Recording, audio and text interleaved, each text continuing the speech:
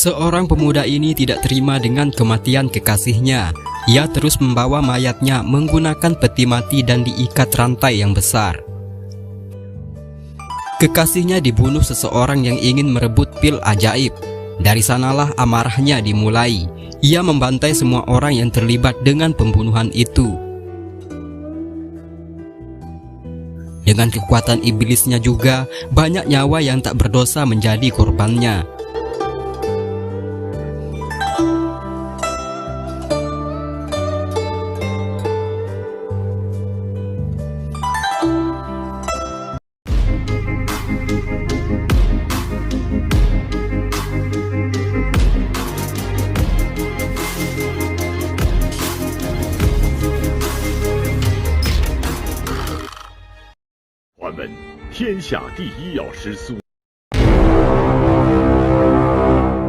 Diceritakan seorang tabib hebat berhasil menemukan ramuan ajaib yang berbentuk pil. Tabib ini bernama Suyu.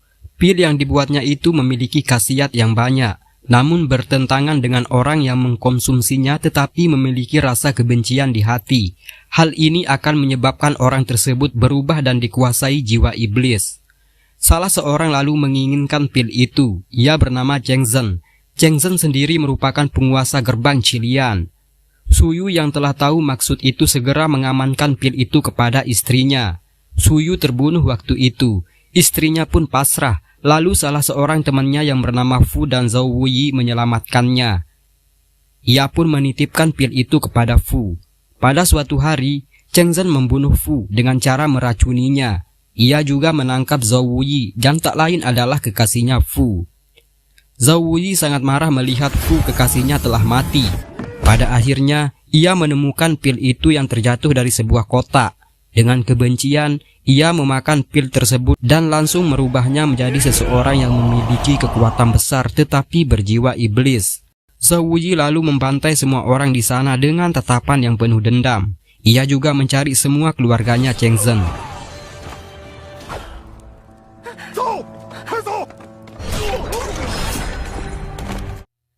Cheng Zhen berusaha menyelamatkan keluarganya. Di sana, ia terbunuh.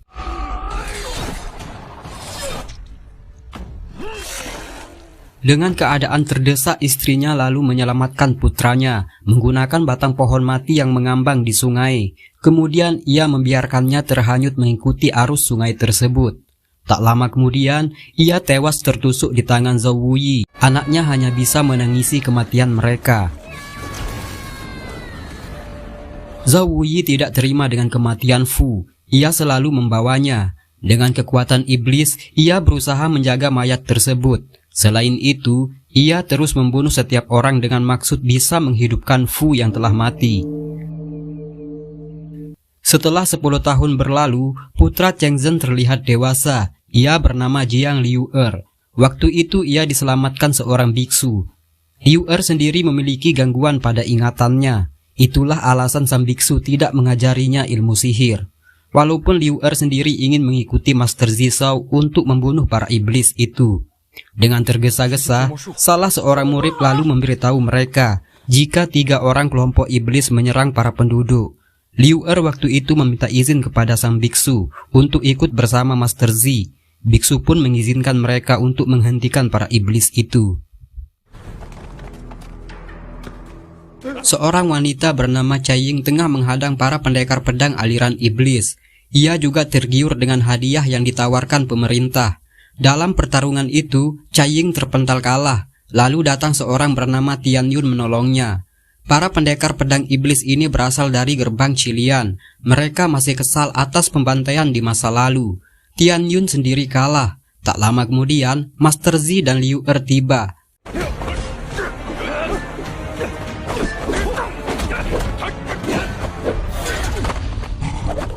Master Z berhasil mengalahkan mereka. Cai Ying terkejut melihat Liu'er di sana. Ternyata mereka merupakan teman sejak kecil. Liu'er berusaha mengingatnya. Ia juga pernah menolong Cai Ying waktu itu ketika para anak yang lain mengganggunya. Liu'er sendiri mengajak Cai Ying untuk menikah agar anak-anak yang lain tidak bisa mengganggunya. Liu'er mencoba menutupi hal itu. Namun Cai Ying terus memaksanya untuk mengingat perkataannya. Ia juga bertanya mengenai dirinya ditemukan pertama kali di sungai. Sontak hal ini membuat ingatan Liu Er kembali kambuh.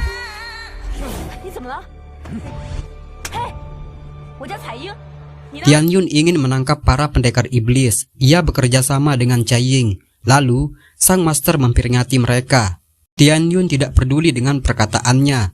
Ia lebih memilih hadiah besar yang ditawarkan bagi siapa saja yang bisa menangkap para iblis itu. Di sisi lain, Zhao Wuyi tengah membantai para warga.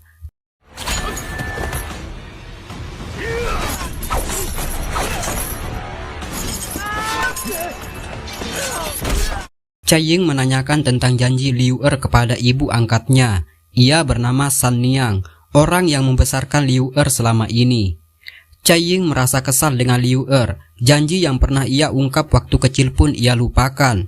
San Niang tidak bisa menjawab apa-apa. Lalu, sang biksu Zi datang dan menjelaskan semuanya. Jika selama ini Liu Er sangat tersiksa dengan masa lalunya, ingatannya terpaksa disegel dengan sihir sakti sang biksu. Itu semua demi kebaikannya. Mendengar ini, Cai Ying menolak dan berusaha mempengaruhi ingatan Liu Er. Namun, San Niang terus membujuknya. Tian Yun bersama anak buahnya berusaha menangkap Zhao Wuyi. Dalam pertarungan itu, mereka dikalahkan.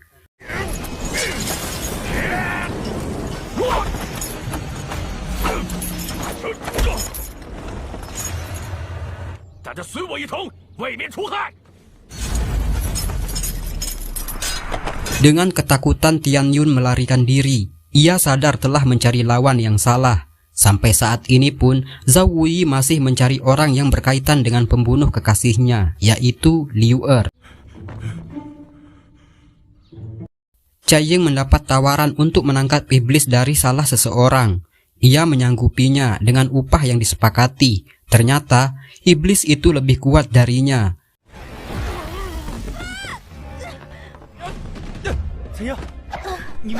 Pada waktu ini, Liu Er meminta izin kepada biksu untuk tidak ikut ke kuil. Mendengar itu, Cai Ying merasa sangat senang. Bahkan, ia sendiri mentraktir Liu Er dari sebagian kecil upahnya. Guru biksu saat ini cemas akan hadirnya iblis yang lebih kuat diramalkan segera datang. Master Zi juga memberitahu jika Liu Er tidak ikut kembali ke kuil.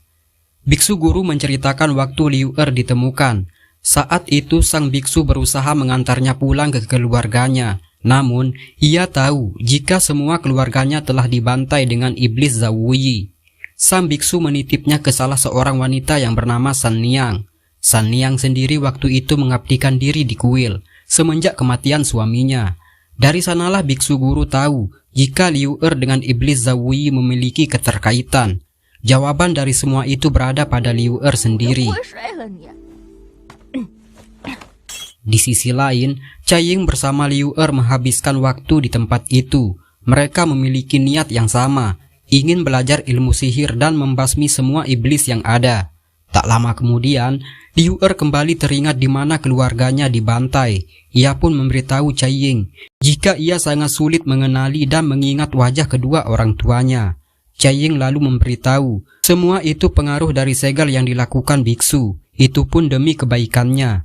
Sedikit Liu Er terheran, namun Cai Ying sangat senang. Ia berharap Liu Er bisa mengingat di mana Liu Er pernah mengatakan kata lamaran untuknya.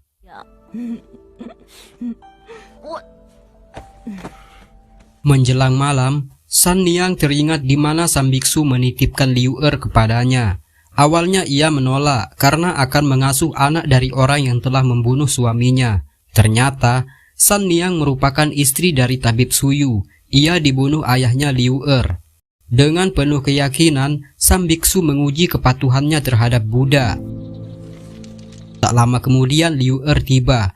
Ia sempat dimarahi ibunya karena memburu iblis. Saat itu Liu Er meminta izin untuk pergi belajar ilmu sihir dan membalaskan dendam orang tuanya. Namun, ibu angkatnya marah karena takut terjadi hal yang buruk. Ia menyuruhnya kembali ke kuil Tianggung dan memperdalam ilmu Buddha. Liu Er menolak dan menjawab, tidak ada artinya belajar ilmu Buddha jika para iblis masih berkeliaran. Sakit atas kehilangan keluarga merupakan mimpi yang buruk. San Niang terlihat ragu dan cemas dengan ingatan Liu Er. Terlebih lagi, Liu Er berkata jika ia akan membayar jasanya yang selama ini telah mengasuhnya. Mendengar ini San Niang terkejut dan langsung tak menyadarkan diri. Keesokan hari, Cai Ying terlihat menunggu. Dengan penuh kecemasan, akhirnya San Niang mengizinkannya. Sebelum pergi, San Niang sempat menanyakan tentang ingatannya mengenai keluarganya. Liu Er menjawab, ia akan merasa tersiksa selama belum bisa membalaskan dendam orang tuanya. Dengan penuh hormat dan minta maaf, ia pun pamitan.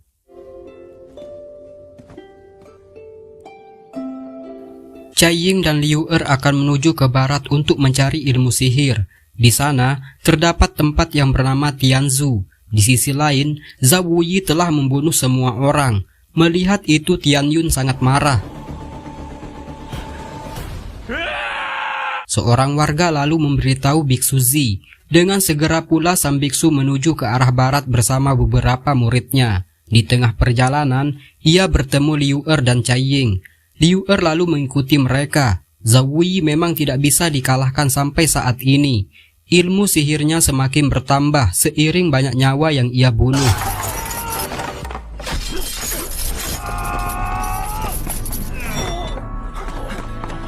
Biksu Zi sendiri tidak mampu melawannya. Kedua orang ini akhirnya bertemu. Liu Er teringat di mana salah seorang pernah berkata, jika orang ini ingin membunuh ayahmu. Begitu juga dengan Zhao Wuyi. Ia mulai merespon dari tatapan anak ini. Dengan kemarahan, Liu Er mencoba menyerang. Mengetahui anaknya dalam bahaya, San Niang segera menghalau serangan dari Zhao Wuyi. Ia pun sekarat terkena tusukan pedang. Mendengar nama San Niang, Zhao Wuyi terkejut. Para murid biksu segera menyerangnya. San Niang sendiri dibawa menuju kuil dan diobati biksu guru. Setelah mengingat pembunuh orang tuanya, Liu Er menceritakan semuanya kepada biksu guru. Dengan semangat ingin balas dendam, ia meminta sang biksu mengajarinya ilmu sihir. Lalu sang biksu menceritakannya mengenai kematian suaminya San Niang, ibu angkatnya. Liu Er sendiri mulai memahami permasalahan di masa lalu. Ayahnya telah membunuh suami ibu angkatnya, yaitu Tabib Suyu, kemudian meracuni Fu, dan menangkap Zhao Wuyi. Secara langsung, Liu Er teringat saat disuruh ayahnya memberikan seseorang gadis makanan, dan ternyata semua permasalahan itu berawal dari ayahnya sendiri. Setelah menyadari itu, Liu Er berkata kepada sang biksu, semua permasalahan ini haruslah berakhir, walaupun ibu angkatnya sendiri melarang.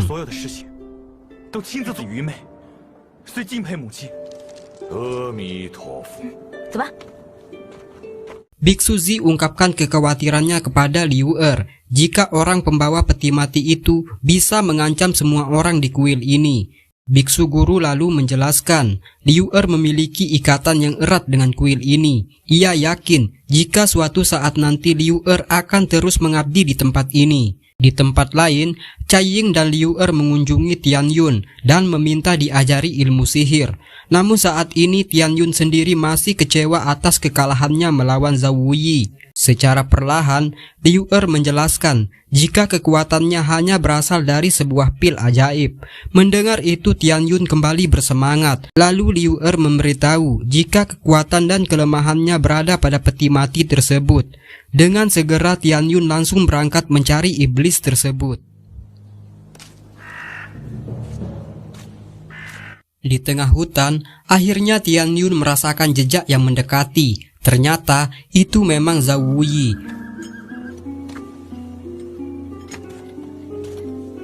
Secara diam-diam mereka akhirnya menyerang dan berfokus menghancurkan peti mati tersebut.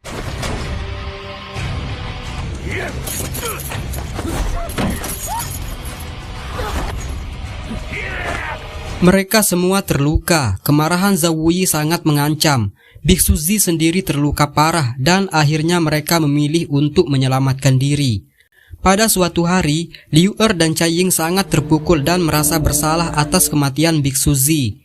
Ia bertanya alasan Zhao Wuyi ditahan ayahnya di masa lalu. Dengan perlahan, Biksu guru menjelaskan, semua berawal dari terbunuhnya Fu oleh ayahnya sendiri. Hubungan antara Zhao Wuyi dan Liu Er memang pada posisi termakan api amarah. Dengan bijak, sang biksu juga menasihati Liu Er untuk mengambil sikap yang benar dalam menyelesaikan permasalahan ini. Liu Er akhirnya mengerti. Ia memberitahu Cai Ying jika dirinya ingin memotong rambut dan menjadi biarawan. Dengan sikap yang acuh, Cai Ying memberinya izin, namun ia juga merasa hal yang lain. Mendengar itu Liu Er terlihat senang. Pada suatu hari, Liu Er akhirnya diangkat menjadi murid sang biksu guru. Ia dituntun mengucapkan beberapa doktrin Buddha. Ia mewarisi tanggung jawab biksu Zi. Di lain tempat, Liu Er diperlihatkan menara peninggalan sang pelopor sebelum kuil ini dibangun. Sihir Buddha terukir di menara tersebut. Sang biksu menyuruhnya agar lebih memperdalam ilmu Buddha dan memahami makna yang terukir pada menara itu. Ada 3 persyaratan dalam mempelajari ilmu Buddha, yaitu kenali diri, kenali dunia, dan kenali orang-orangnya. Mendengar itu Liu Er mulai memahami maksud dari ukiran kata tersebut. Di lain tempat, Zhao Wuyi telah membantai semua orang. Tempat itu dipenuhi mayat-mayat.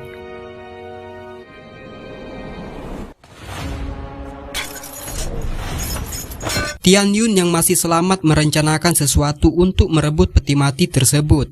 Akhirnya, Tian Yun berhasil merebutnya dan membawanya menuju kuil. Melihat Tian Yun yang terluka, Cai Ying lalu membantunya. Tak lama kemudian, Zhao Wuyi tiba untuk mengambil peti mati kekasihnya. Cai Ying menyerang, namun ia harus terluka. Melihat itu, Tian Ying berusaha menyelamatkan Cai Ying. Di sini, ia pun terbunuh. Tak lama kemudian, San Niang bersama biksu guru tiba. Ia menyuruh Zhao Wuyi bangun dari keterpurukan dan kehampaan itu. Lalu, Zhao Wuyi berkata, semua ini gara-gara San Niang. Jika tidak, tentu Fu akan masih hidup. Zhao Wuyi lalu menyerang mereka. Tiba-tiba, salah seseorang dengan kekuatan yang besar membentenginya. Kemudian, menyerang Zhao Wuyi tanpa henti dan membuatnya terluka. Peti mati itu pun terbelah menjadi beberapa bagian. Jasad Fu juga segera berubah meninggalkan tulangnya. Kini dendam dan api kemarahan telah sirna, seiring hilangnya kekuatan hitam pada jiwa Zhao Wuyi. Ia hanya menangisi kenyataan yang tampak. Begitu juga kesedihan Cai Ying atas harapannya kepada Liu Er. Posisi antara Liu Er dan Zhao Wuyi imbas, yaitu sama-sama tidak bisa memiliki orang yang dicintai. Di lain tempat, Cai Ying sangat terpukul dengan semua keputusan ini. Liu Er akhirnya perlahan mulai meninggalkannya. Film pun selesai.